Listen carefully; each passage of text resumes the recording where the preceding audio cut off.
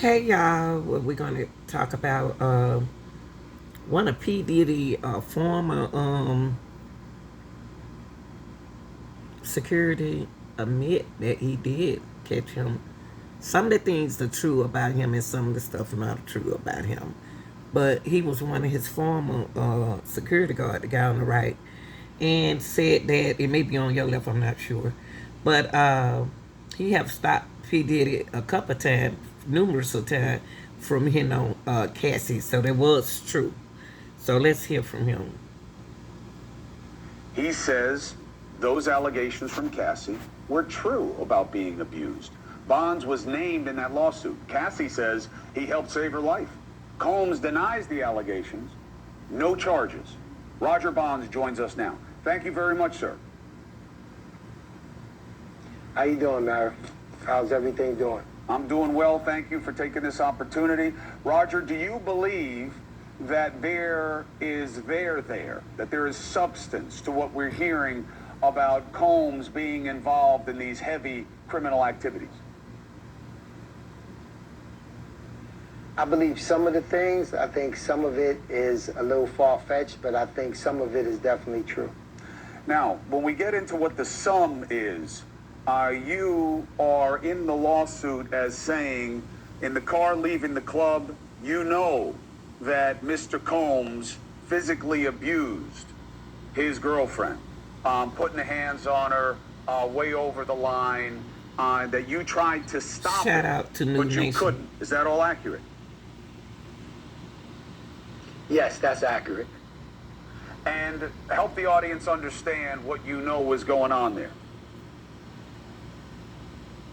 Well, there's definitely times that he was very abusive argumentatively. He was very abusive physically. You know, that particular time that Cassie is talking about, they were at a dinner or a gathering on Sunset Boulevard, and Cassie was talking to a manager, and he got very upset about that. You know, he didn't want her talking to any other managers or doing anything without his say-so. And he got very abusive that day, and I jumped out the car, and I ran up on him, and I grabbed him, and I was thinking, what are you doing? Do you see where we at? Like, what's going on? And he got inside the car once I grabbed him up, and he realized the way he was at.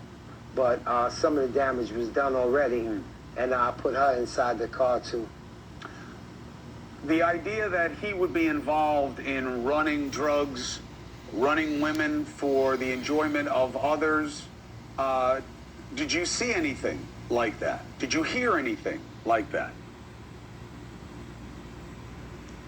Well, I don't think when they say running for others, I don't particularly believe that.